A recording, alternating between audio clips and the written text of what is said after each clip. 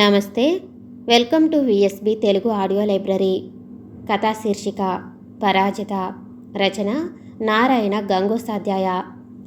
ఇక కథలోకి వెళితే, వినయ్ మొట్టమొదటిసారి వాళ్ళ ఇంటికి ఎప్పుడు వచ్చాడో ఉజ్వలకి బాగా గుర్తున్నది. ఆ రోజున ఆదివారం కావటం వలన ఆమె తండ్రి టీ తాగి తీరికగా పత్రిక పేజీలు తిరగేస్తున్నాడు. చివరి పేజీ ఇంకా కొంచెం మిగిలి ఉందనగా ఉజ్వల ఆయన గదిలో ప్రవేశించింది. నాన్న, డేఫడిల్స్ పోయం చివరి పంక్తులు నాకు సరిగా అర్థం కావటం లేదు, కొంచెం చెప్పరు? డెఫిసిల్స్ వర్డ్స్వర్త్ అని అంటూ ఆమె తండ్రి పుస్తకం వైపు చేయి చాచి, ఏది ఇలాతే అని అన్నాడు. దుర్గేశ్ బాబుగారున్నారండి. సరిగ్గా అదే సమయాన బయట నుంచి వినయ్ కేక వేశాడు. ఎవరు? వినయ్, నువ్వటోయ్, లోపలికి రా అని అన్నాడు దుర్గేశ్ బాబు. వినయ్ లోపలికి వచ్చాడు. సంస్కారరహితంగా ఉన్న క్రాఫు, సగం వరకు మడిచిన చేతులు చొక్కా, కళ్లకు మందపాటి అద్దాల కళ్ళజోడు, ఆ కళ్ళజోడు వెనుక అవ్యక్తమైన వ్యధను ప్రతిబింబింపచేసే కళ్ళు. ఇది అతని రూపం. ఫిలాసఫీ ఎంఏ చదువుతున్నాడు. మనిషి కూడా చూడటానికి ఫిలాసఫర్ లాగానే కనిపిస్తాడు. కూర్చోబాబు, ఏమిటి సంగతులు అని దుర్గేశ్ బాబు ప్రశ్నించాడు. వినయ్ సిగ్గుపడుతూ కొంచెం దూరంగా ఉన్న కుర్చీలో కూర్చున్నాడు. తండ్రి కూతుళ్లను కొంచెం పరీక్షగా చూశాడు. ఒక నిమిషం పాటు. ఆ తర్వాత, రేపు మా ఇంట్లో కాళికాదేవి పూజ జరిపిస్తున్నామండి, మీరంతా దయచేయాలి అని అన్నాడు. కాళీ పూజ అనేది ప్రతి సంవత్సరం జరుపుకుంటారు. అయితే వినయ్ మాత్రం ఇదివరలో ఎప్పుడూ ఇలా ఆహ్వానించలేదు. గత సంవత్సరమే ఇతని తండ్రి పరలోకయాత్ర చేశాడు. ఈ కారణంగా కులాచారాలకు సంబంధించిన సమస్త వ్యవహారాలను నిర్వర్తించవలసిన బాధ్యత ఇతని మీద పడింది. తప్పకుండా వస్తాం. కాళికాదేవి పూజకు రాకపోవటమేమిటి? అయినా పనిగట్టుకుని వచ్చి మమ్మల్ని పిలవాలటయ్యా, మా అంతట మేము వచ్చేవాళ్ళమేగా అని అన్నాడు దుర్గేశ్ బాబు. అయితే నాకు సెలవిప్పించండి అని వినయ లేచి నిల్చున్నాడు. దుర్గేశ్ బాబు అకస్మాత్తుగా ఏం ఆలోచించాడో ఏమో వినయ్నుద్దేశించి, ఏమయ్యా వినయ్, నువ్వు నాకు ఒక ఉపకారం చెయ్యాలి. నువ్వు చాలా తెలివిగల కుర్రవాడివి. కొంచెం మా అమ్మాయికి డెఫిటిల్స్ కవిత్వాన్ని తెలిసేటట్టు చెబుతావా?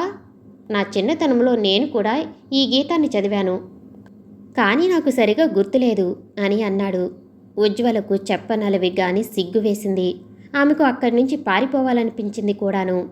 నాన్న, నేను స్వయంగా ఎలాగో తంటాలు పడి చదువుకుంటాలే, వారిని శ్రమ పెట్టడం ఎందుకు అని అన్నది. స్వంతగా చదువుకుంటే అర్థమయ్యేదానికి నన్నెందుకు అడిగావమ్మా?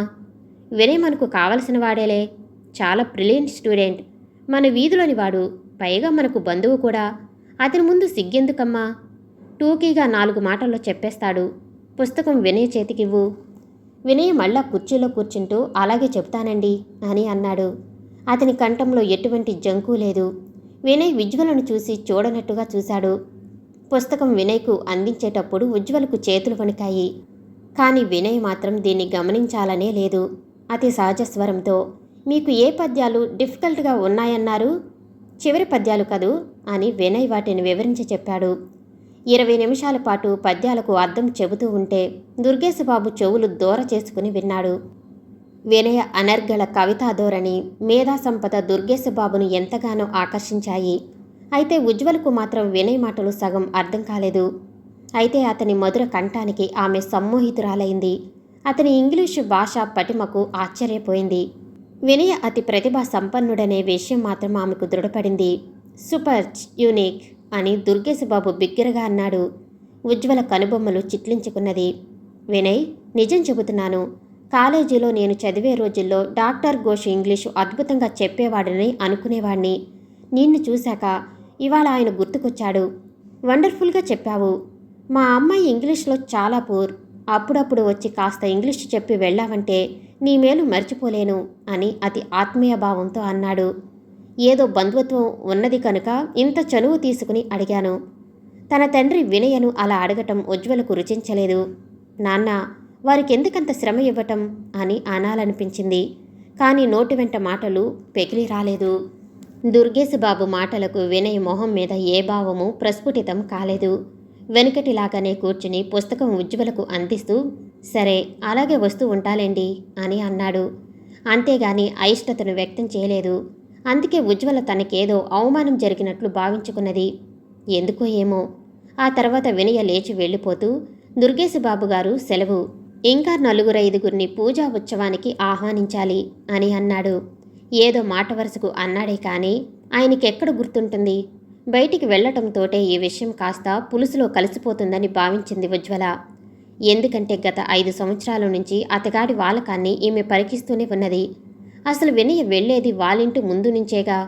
ఒకళ్ళతో మాట్లాడడు, మరొకరు ఇతనితో మాట్లాడరు. తన పని తప్ప మరో లోకం ఆయనకు పట్టదు. నిత్యం తనలో తాను ఏదో ఆలోచించుకుంటూ నడుస్తాడు. తల పైకెత్తి ఎవరిని చూడనైనా చూడడు. అందుకే ఆ వాడకట్టు వాళ్ళంతా వినయను చూచి పిచ్చివాళ్ల లక్షణాలు కొన్ని అతనిలో ఉన్నాయని అనుకుంటూ ఉంటారు.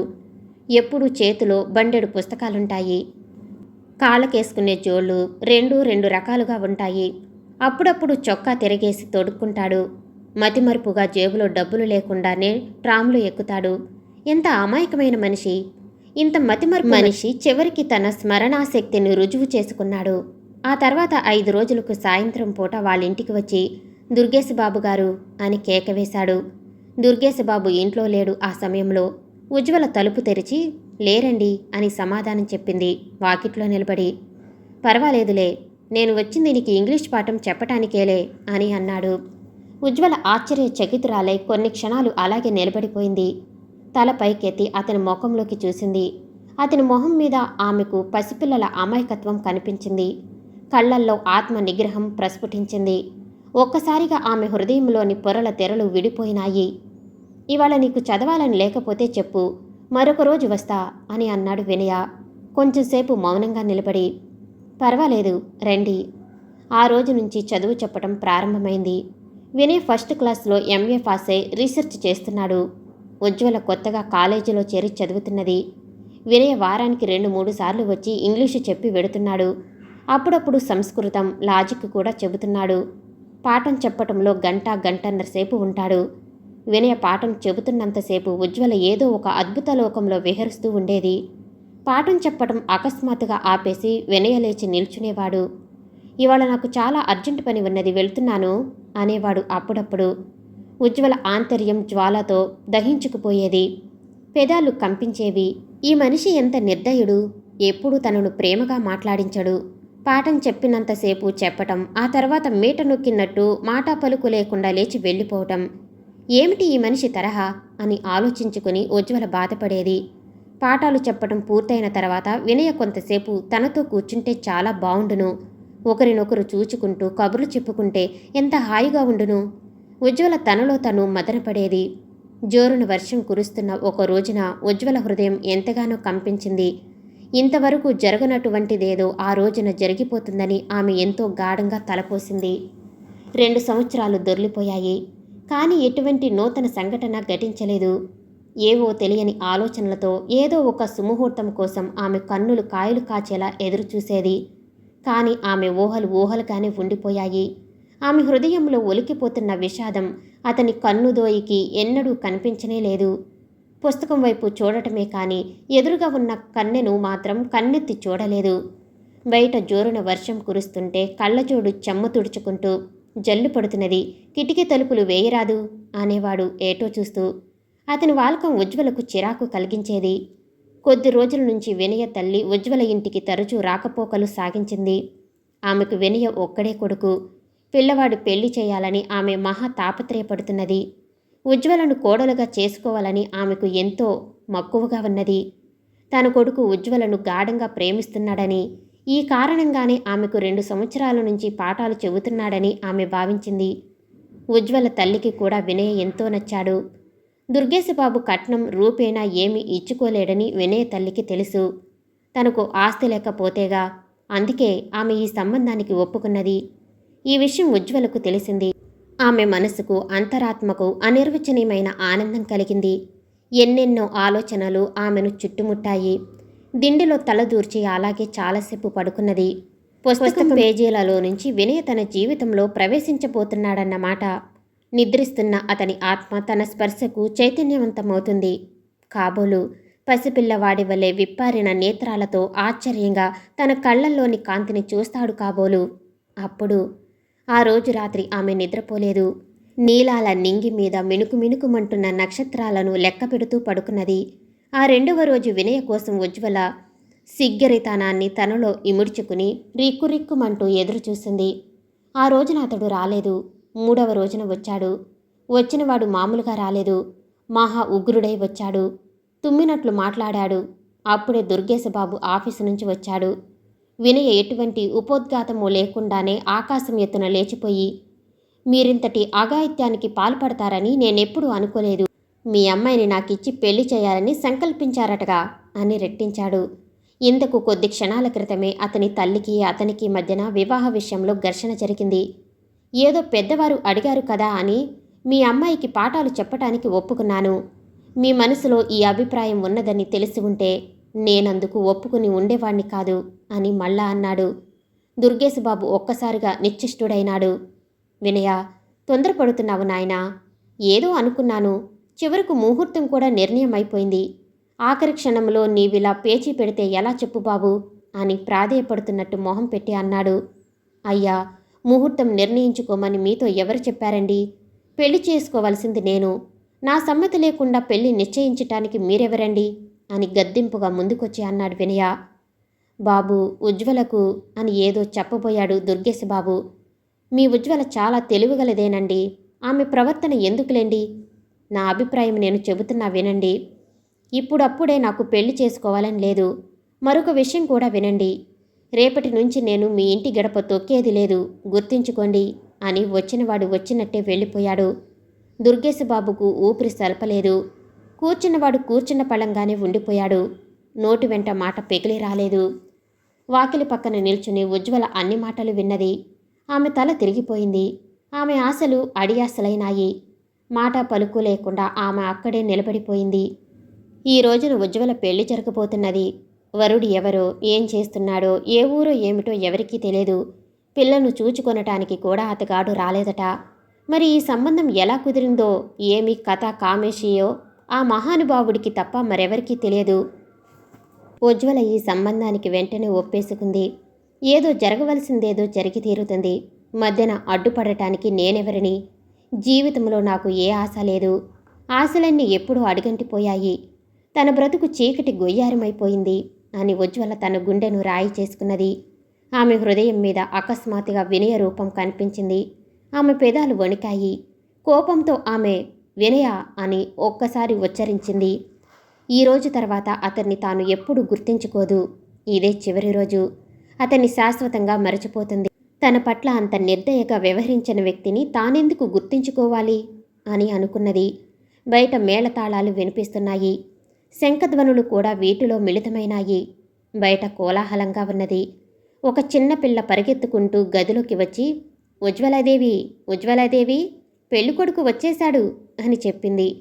అలంకరణాలన్నీ తీసేసి అవతల పారేయాలనిపించింది ఉజ్వలకు. మరి ఆ తర్వాత ఆమె ఏదో ఆలోచించబోయింది. ఇంతలోనే బయట పెద్ద పెట్టున గోల వినిపించింది. ఈ పెళ్ళికొడుకి 60 ఏళ్లకు తక్కువ ఉండవు. జుట్టంతా తెల్లబడిపోయింది. ఈ దుర్గేశబాబుకి ఈ ముసలివాడు ఎక్కడ దొరికాడో? పిల్ల జీవితం నాశనం చేస్తున్నాడు. ఉజ్వలకు రకరకాల మాటలు వినిపిస్తున్నాయి. వాళ్లతో పాటు తను కూడా వెళ్ళి వికటాట్టహాసం చేయాలనిపించింది. లేకపోతే నాన్న తనను ఒక ముసలివాడికి కట్టబెడతాడా? ఇంకొక 2 సంవత్సరాలు గడిస్తే తనకు తెల్లబట్టలే గతి. ఉజ్వల కళ్ళెదుట రకరకాల చిత్రాలు కదిలిపోతున్నాయి. బయట రకరకాల అరుపులు, కేకలు. ఇంతలో వినయ తల్లి ఉజ్వల కూర్చున్న గదిలోకి వచ్చింది. ఆమె వెనుక ఉజ్వల తల్లి కూడా ప్రవేశించింది. కన్నీళ్లు తుడుచుకుంటూ అందరికంటే వెనక ఆమె తండ్రి వచ్చాడు, ఏదో తప్పు చేసిన వాడిలాగా. దుర్గేశబాబు, ఏమిటి ఈ గొడవ అని వినయ తల్లి కోపంగా ప్రశ్నించింది. ఏం చేయమంటారు చెప్పండి. మరి నా అంతస్తుకి తగినట్టుగా. ఏమిటి నీ అంతస్తు? పిల్ల దాని గొంతు కోయటమేనా? ఇంతకాలం పెంచి పెద్దదాన్ని చేసి చివరకు నువ్వు చేసే రామనికం ఇదేనా? పరిస్థితి అలా వచ్చింది మరి. ఈ వాడకట్టు యువకులంతా కలిసి పెళ్ళికొడుకు కారు ఆపేశారు. కారు దిగి పెళ్లి పందిరిలో అడుగు పెట్టారంటే మీకు ముప్పు తప్పదని వాళ్ళు కారు చుట్టూ మోగి అతగాన్ని ఆటలు పట్టిస్తున్నారు.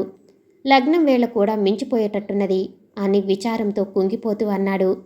అవునవును, ఆ గొడవ నేను కూడా చూస్తున్నాను అని వినయ తల్లి వెనక్కి తిరిగి వినయ అని కేకవేసింది. తల్లి పిలుపు విని గది బయట నిల్చున్న వినయ లోనికొచ్చాడు. అంతవరకు ఉజ్వల తటస్థంగా కూర్చున్నది. వినయ గదిలో ప్రవేశించేటప్పటికీ ఉజ్వలకు ఎక్కడ లేని ఆవేశం ముంచుకొచ్చింది. వినయ్ పట్ల చెప్పటానికి వీల్లేనంత ఈసడింపు భావం ఆమెలో ఉద్భవించింది. ఎంత నిర్దయుడు! లేకపోతే ఒకవైపున తన పెళ్లి 60 ఏళ్ల ముసలవానితో జరుగుతుంటే ఇక్కడికెందుకు రావాలి? తనను గేలి చేయటానికి కదూ అని అనుకున్నది ఉజ్వల. వినయ తల్లి అతన్ని మరింత దగ్గరకు పిలిచింది. వినయ ఆమె వద్దకు వచ్చాడు. అక్కడికి కొద్ది దూరంలోనే ఉజ్వల పెళ్లికూతురు వేషంలో కూర్చుని ఉన్నది. వినయ ముభావంగా ఆమె వైపు చూశాడు.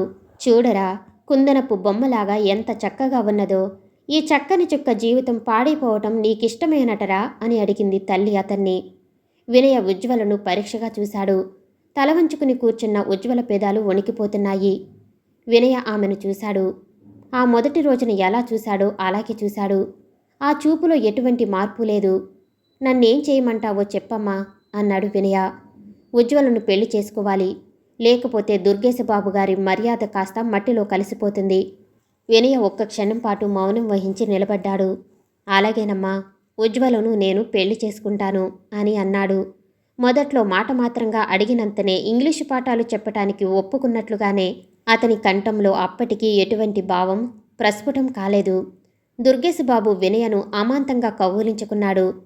గద్గద కంఠంతో, నన్ను గట్టెక్కించావు బాబు అని అన్నాడు. ఆ ముసలి పెళ్లి కొడుకును వెనక్కు పంపించి వేసే ఏర్పాట్లు చేయండి. నేనింతలో వినయను పెళ్లి కొడుకుని చేసి తీసుకొస్తాను. ఇంకొక 2 గంటలలో వేరే లగ్నం ఉన్నది అని వినయ తల్లి అన్నది. గదిలో నుంచి వరుసగా అందరూ వెళ్ళిపోయారు. గదిలో ఉజ్వల ఒక్కతే మిగిలిపోయింది. ఈ సంఘటనకు సంతోషించాలో విచారించాలో ఆమెకే బోధపడలేదు. ఆమె హృదయంలో తుఫాను చెలరేగింది. ఆమెకేమీ పాలుపోవటం లేదు. మరల బయట నుంచి మేళతాళాల ధ్వనులు వినిపిస్తున్నాయి. బహుశా ముసలి పెళ్లి కొడుకు అవమానంతో తిరిగి వెళ్ళిపోయి ఉంటాడు. ఎందుకో వినయ్తో పెళ్లి కాబోతున్నదంటే ఆమెకు ఈశాన్ మాత్రం కూడా సంతోషం కలగటం లేదు. అకస్మాత్తుగా ఆమె వయసులో ఉన్న ఆడపిల్లలు 4-5 నవ్వుకుంటూ పరిహాసాలాడుకుంటూ ఉజ్వల గదిలోకి ప్రవేశించారు. అబ్బా, ఎంత మంచి నాటకం ఉజ్వల అని అన్నారు అందరూ ఒక్కసారిగా. మొత్తానికి వినయబాబు కూడా చాలా విచిత్రమైన వ్యక్తి. అసలు విషయం ఆయనకు కూడా తెలియలేదు అన్నారు ఎవరో వాళ్ళల్లో నుంచి. ఉజ్వల చకితురాలైంది ఆ మాటలు విని. ఏమిటా విషయం అని ఉజ్వల వాళ్లను ప్రశ్నించింది. అయితే నీకూ తెలియదన్నమాట. వాళ్ళంతా ఒక్కసారిగా నవ్వారు. ఈ వాడకట్టు యువకులంతా కలిసి ప్లాను వేసి వినయబాబు వివాహం నీతో జరిగేటట్టు చేశారు. ఈ ప్లానులో మీ నాన్న, వినయ్ తల్లి వాళ్ళు కూడా ఉన్నారు. అందుకే ముసలి పెళ్లి కొడుకు వేషం వేసింది ఎవరనుకున్నావు? మన ఎమిచ్యూర్ క్లబ్ సభ్యుడు అభిందా. మొత్తానికి నాటకం పెళ్లి కొడుకు పెళ్లి కూతురికి ఉభయులకు తెలియలేదు. బావుంది అని ఎవరో అనగా అంతా మళ్ళా పెద్దపెట్టున నవ్వారు. నాటకమా? సిగ్గుతో ఉజ్వల తల వంచుకున్నది. చివరకు వినయ తనకు భర్తగా లభించాడు. మామూలుగా కాదు, నాటకమాడి అయితే లభించాడు. ఎంత అవమానం! ఆడపిల్ల పరిస్థితులకు లొంగక తప్పదు.